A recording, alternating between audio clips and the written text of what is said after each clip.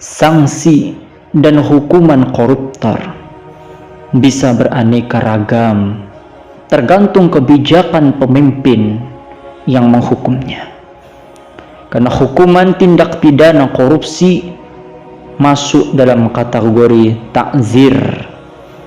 Rasulullah Shallallahu Alaihi Wasallam pernah tidak mau mensolati jenazah yang mencuri harta rampasan perang yang belum dibagikan kepada masyarakat, kepada para sahabat lainnya, sebagaimana riwayat yang dibawakan oleh Zaid bin Khalid al-Juhani berkata bahwa ada seseorang meninggal dunia di perang Hunain, maka mereka mengabarkan hal itu kepada baginda Rasulullah sallallahu alaihi wasallam.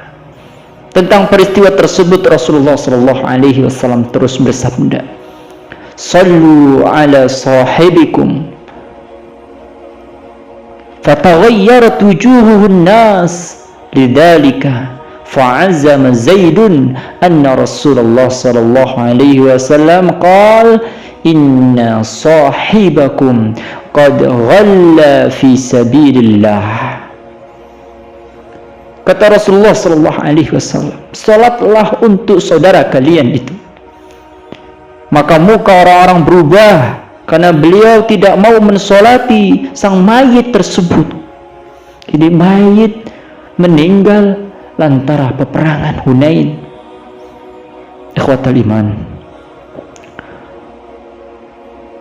faza'ama Zaidun, maka Zaid menegaskan anna Rasulullah sallallahu alaihi wasallam kepada Rasulullah qala, dengan mengatakan inna sahibakum qad ghalla fi sabilillah, sesungguhnya saudara kalian ini telah berkorupsi saat perang di jalan Allah Subhanahu wa taala. Qala fafatahna mata'ahu fawajadna kharizati min kharazi yahuda ma tasu'a fina dirhamain. Maka ia berkata, setelah saya buka barangnya, kami temukan beberapa kancing baju yang nilainya tidak lebih daripada 2 dirham. Kancing baju hasil korupsi dari harta peperangan yang tersisa dan diambil menjadi barang rampasan orang-orang muslimin atas kafirin, tidak bernilai apapun kecuali 2 dirham saja. Rasulullah tak mau sholat karenanya. Rasulullah enggan karenanya, mensolatinya enggan. Kenapa? Sebab orang tersebut telah korupsi di jalan Allah Subhanahu wa taala. Ikhwatal Islam, a'azzani Allah. Intinya, pelanggaran yang tidak ada sanksi jelas dan kafarat tertentu seperti mencium anak kecil atau wanita bukan mahram, atau memeluk wanita tanpa jima, makan makanan haram seperti bangkai dan darah, atau menuduh orang lain bukan dalam masalah yang perzinahan dan yang lain, atau mencuri harta ringan, atau mengkhianati amanah seperti para pengelola harta baitul mal, wakaf, harta anak yatim dan semisalnya, atau para agen atau peserta kongsi yang berkhianat atau menipu dalam muamalah seperti penjual yang memanipulasi makanan, pakaian dan semisalnya, atau mencurangi takaran dan timbangan, atau bertransaksi palsu, atau mengajari saksi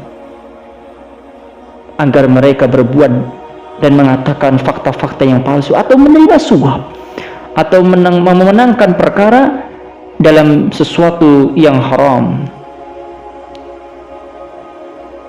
atau dia berhukum dengan hukum selain Allah, dia menzalimi rakyat, menghidupkan tradisi jahiliyah, atau mendukung syiar jahiliyah, atau tindakan-tindakan haram lainnya, maka mereka harus dijatuhi hukuman ta'zir.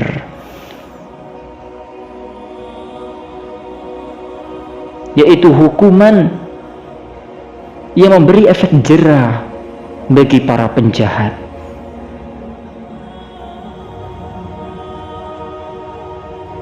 Sesuai dengan kebijakan pemimpin yang selaras dengan berat dan ringannya pelanggaran tersebut. Bila pelanggaran mereka berat, hukuman ditambah. Dan bila hukuman itu atau perkara dia ringan, maka hukuman dikurangi. Ikhwatal iman, a'azzani Allah. Ini artinya Nabi SAW membenci para koruptor. Allah murka kepada mereka. Sampai-sampai nabinya Nabi Muhammad SAW tak mau mensolatinya. Coba kita renungkan ikhwatal iman. Seorang nabi, seorang rasul yang mulia,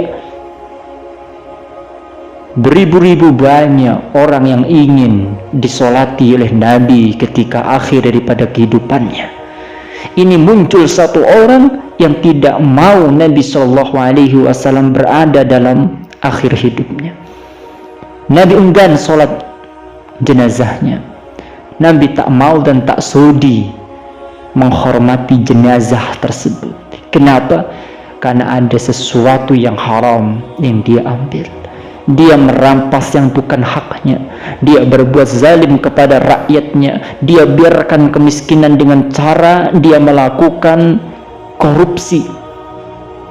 Dia koruptor dalam harta-harta yang bukan miliknya.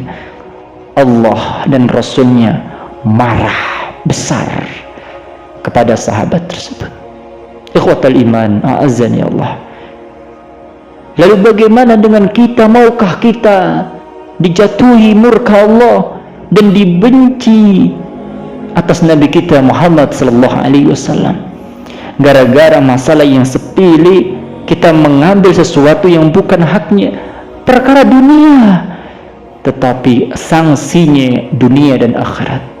Di dunia Allah katakan dia celaka, dia hina,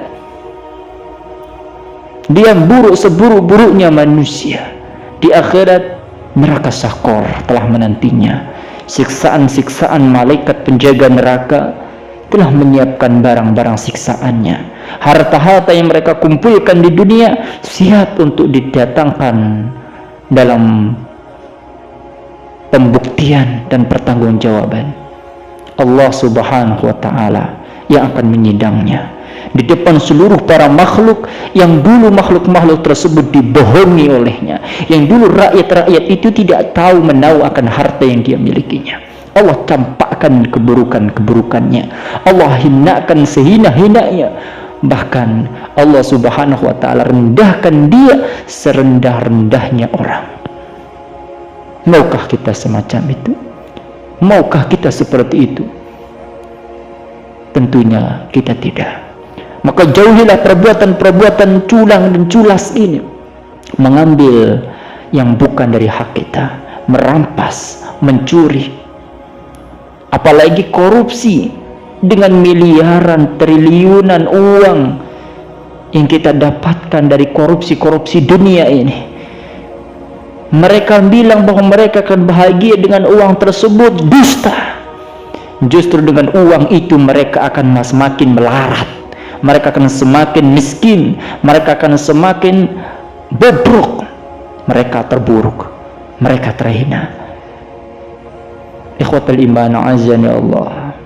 Oleh karena itu, cukup dengan mengingat akan nikmat Allah hari ini, lalu kita mensyukuri nikmat tersebut. Allah akan tambah nikmat kita.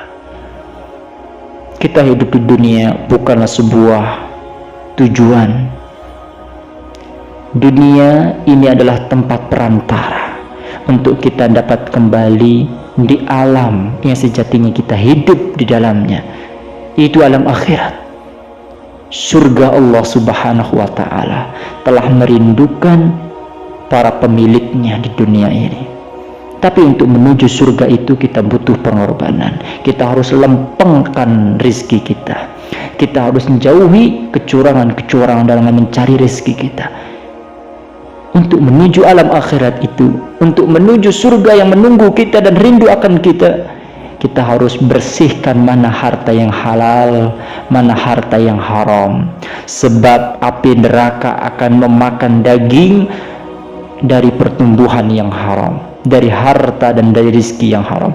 Surga akan mengawetkan sebuah daging, akan membiarkan sebuah daging yang mereka taat kepada Allah dan Rasulnya, yang mereka ambil dari rizki-rizki yang halal dan thayyiban,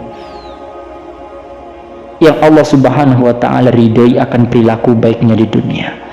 Islahun nas, maka berbuatlah baik kepada seluruh manusia.